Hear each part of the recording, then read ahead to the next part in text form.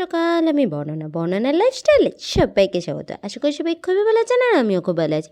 তো দেখো সকালবেলায় ঘুম থেকে উঠে জামা কাপড়গুলো সব কেচে নিয়েছি, আর মামামা একটু কাচাকুচি করেছিল, যার জন্য সবগুলো নিয়েই একেবারে ছাদে চলে এসেছি। ছাদে এবার ঝটপট করে শুকু দিয়ে নিই। আর এখন দেখো আজকে আবার দেখছি ভীষণ সুন্দর রোদ্দুর উঠেছে, বেশ ঝলমলে রোদ্দুর উঠেছে। তার জন্য সমস্ত জামা কাপড়গুলো ছাদে আগে এসেই মিলে দিলাম, কারণ রোদ্দুরেতে তাড়াতাড়ি শুকিয়েও যাবে আর খুব একটা অসুবিধা হবে না।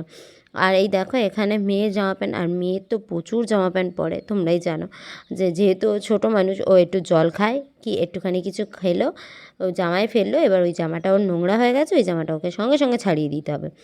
তো এরকম করতে করতে না ওর রেগুলার 4-5টা 6টা এরকম করে জামা পড়ে যায়।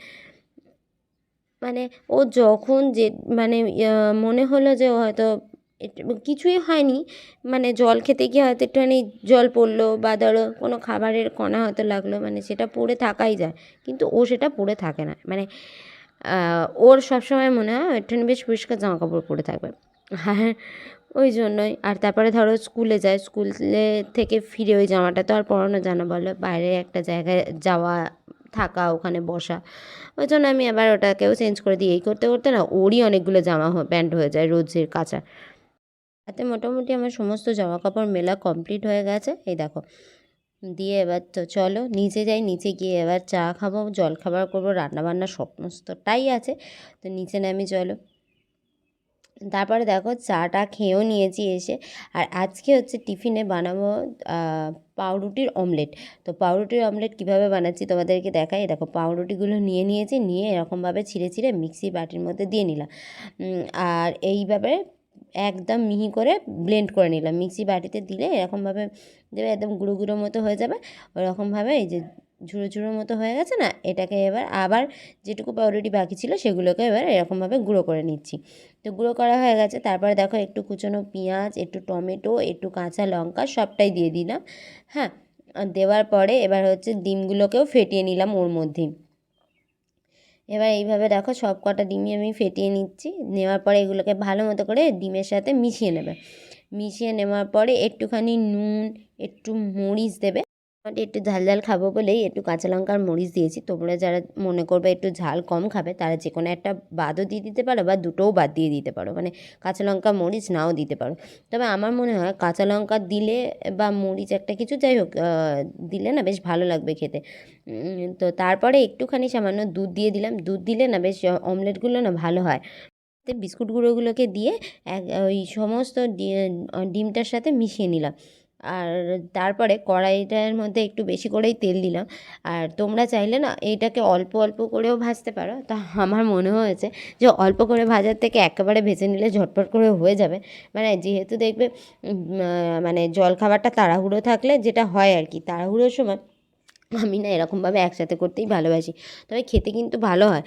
তোমরা এরমভাবে করতেও পারো বা আবার অল্প অল্প করে দিয়েও করতে পারো। তো আমি একেবারেই দেখো তেলটার মধ্যে ভালো মতো করে চাড়িয়ে চাড়িয়ে পুরোটাই দিয়ে দিলাম। যে মিশ্রণটা করেছিলাম সেটা পুরোটাই দিয়ে দিলাম। আর এরমভাবে দেখো একদম যেমন অমলেট গোল মতো করে চাড়িয়ে নেয় না, আমি ওইভাবে একদম পুরো চাড়িয়ে দিলাম। এবার এইটা করার সময় সব সময় হচ্ছে গ্যাসের ফ্লেমটা একদম লো রাখবে। বাড়িয়ে দিলে কিন্তু একদিকটা হবে আর একদিকটা মানে পোড়া পোড়া হয়ে যাবে, একদিকটা একদম কাঁচা কাঁচা মতো থেকে যাবে। আর এই দেখো আমি কড়ার মধ্যে না এইভাবে খুন্তিতে ভালো মতো করে দেখো কেটে নিচ্ছি। দিনে না উল্টাতে খুব সুবিধা হয়, কারণ গোলটা তো সম্পূর্ণ একেবারে উল্টাতে পারবো না, তাই জন্য এরকমভাবে কেটে কেটে নিয়ে উল্টে নিচ্ছি। আর এইভাবে আমি পুরোটাকেই এপাশ ওপাশ করে ভালো মতো করে ভেজে নিয়েছি। আর নেওয়ার পরে দেখো এরকমভাবে এই যে থালায় রেখেছি, এরকমভাবে কেটে কেটে ছোটো ছোটো পিস করে নিয়েছি। আর খুব সুন্দর হয়েছে দেখো, দুদিকটাই ভালো মতো ভাজাও হয়ে গেছে। আর বেশ একটা তুলতুলে ব্যাপারও এসেছে, নরম একটা। সাথে খাওয়ার জন্য আমি রেখেছি একটুখানি সস। আর এইভাবে পাউরুটির অমলেট খেতে কিন্তু খুব ভালো লাগে। তো চলো এবার আমার এই জলখাবারটা তো করা হয়ে গেছে, এবার বর্মশাইকে দিই। বর্মশাই খেয়ে কী বলে তোমাদের কি শোনাই, চলো। এবার খেয়ে বলো কেমন হয়েছে।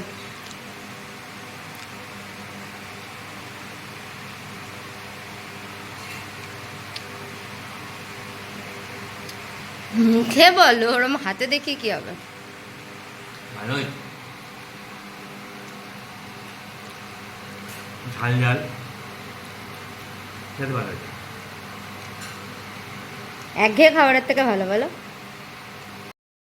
যেহেতু ও আর আমি এই ডিমের অমলেটটা খাবো, কারণ বাকি বাকি আর বাড়ির কেউই ডিমের অমলেটটা খায় না, মানে ডিমটা খায় না, তাই জন্য আমিও এবার খেয়ে নিলাম। সত্যি কিন্তু খেতে খুব সুন্দর হয়েছিল, আর একটু বেশ পেট ভরা মতো হয়ে গিয়েছিল। মানে পাউরুটি ডিম দুটোই ছিল, তো তার জন্য তারপরে আবার রান্না করতে চলে এলাম। করবো দই পোনা। তো দই পোনার জন্য মশলা বাটবো। দেখো এখানে হচ্ছে আদা রসুন পেঁয়াজ সমস্তটা, আর এর মধ্যে হচ্ছে কাঁচা লঙ্কাটা আমি দিইনি, তোমরা চাইলে কাঁচা লঙ্কাটা বেটেও নিতে পারো। তারপরে দেখো মাছগুলো একদম পেটি সবকটাই আর কি পেটির মাছই নিয়েছি। তো এবার মাছগুলোকে একদম উল্টে পাল্টে লাল লাল করে ভেজে নেবো। তো চলো এই যে মাছগুলো ভাজাও হয়ে গেছে, আর একটা মাছ ছিল, মানে 4 জনের যেহেতু করব তাই জন্য, আর মেয়ে তো দই দিয়ে খাবে না মাছের ঝাল, তো ওর জন্য আলাদা করেই একটুখানি মাছ করেছিলাম। আর এই দেখো মাছ ভাজা আমার কমপ্লিট হয়ে গেছে, আর যে মাছের তেলটা ছিল তার মধ্যে এবার একটুখানি পেঁয়াজ দিয়ে দিলাম। পেঁয়াজটাকে এবার বেরেস্তা করে নেবো, আর এই তার জন্য একটুখানি ভালো মতো করে নাড়িয়েও নিচ্ছি তেলেতে যতক্ষণ না লাল হয়। আর এটাতে না সামান্য আমি একটুখানি চিনি দিয়েছিলাম, চিনি দিলে দেখবেন পেঁয়াজগুলো বেশ তাড়াতাড়ি লাল হয়ে যায়, তাই জন্য। আর এই দেখো এখানে বেরেস্তা হয়েও গেছে, আর আমি এবার তেল থেকে একদম পুরোটাই তুলে নিলাম। এবার যে তেলটা রয়েছে ওর মধ্যে হচ্ছে একটুখানি ফোড়ন দেবো।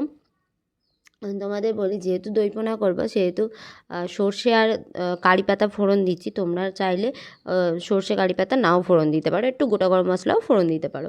তা আর সর্ষেটা ফোড়ন দিয়ে দিলাম, তারপরে দিয়ে দিলাম তা কারি পাতা, আর কারি পাতাটা তেলে দেওয়ার সাথে এত জোরসে ফুটেছে না, আমার কি জোরসে ভয় লেগে গেছে। তো মানে খুব সাবধানেই আর কি কারি পাতা যখনই তেলে ছাড়বে খুব সাবধানেই দেবে। তারপরে যে বাটা মশলাটা করে রেখেছিলাম ওটাকেও কড়ার মধ্যে দিয়ে দিলাম, দিয়ে এবার ভালো মতো করে নেড়ে নেবো। হ্যাঁ, এখানে নাড়ছিলাম আমি, তারপর বরমশাই হুট করে এসে নেড়ে দিয়েছিল, কারণ আমি এবার শুকনো মানে গুঁড়ো মশলাগুলো দেবো বলে। আর এখানে আমি শুধু নুন আর হলুদ আর একটু সামান্য চিনি আর একটু কাশ্মীরি লঙ্কা গুঁড়ো দিয়েছিলাম। ও হলুদটা আমি দেবো বলে দিচ্ছিলাম, তারপর বরমশাই বললো যে হলুদটা দিও না, কারণ যেহেতু দই পোনা একটু সাদা সাদা আর লাল একটা কালার আসে, তাহলে হলুদটা দিলে না ওই কালারটা মানে আর কি হবে না, তাই জন্য ও বললো আর হলুদটা দিও না, তুমি একটুখানি কাশ্মীরি লঙ্কা গুঁড়োটাই দিয়ে দাও। তা আমি সেই জন্য কাশ্মীরি লঙ্কা গুঁড়োটা দিলাম, আর এবার দিয়ে দিলাম দইটা, দিয়ে ভালো মতো করে এবার মিশিয়েও নিচ্ছি। দেওয়ার পরে দেখো কি সুন্দর ফুটে উঠেছে। তো এবার এটার মধ্যে একটু সামান্য জল দিয়ে আর একটুখানি ফুটিয়ে নিয়ে তারপর মাছগুলো দিয়ে দেবো।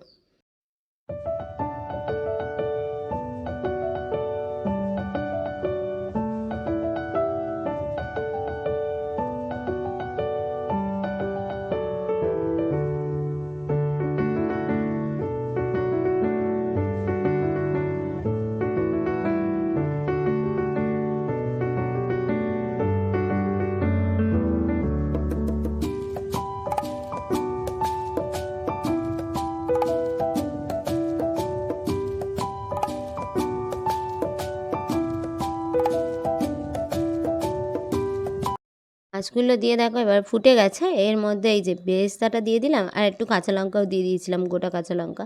তো এই যে আমার মাছের ঝাল রেডি। এখানে রয়েছে ভাত, আর আজকে বেশি কিছু রান্না হয়নি, একদম সিম্পল রান্না হয়েছে। আর এই যে এটা হচ্ছে মাছের তেল ভাজা আলু ভাতে, আর এই যে পেঁয়াজ দিয়ে মুসুরির ডাল করেছি, মানে মিক্সড ডাল করেছি, আর হচ্ছে মাছের ঝাল, আর এই যে আমের চাটনি।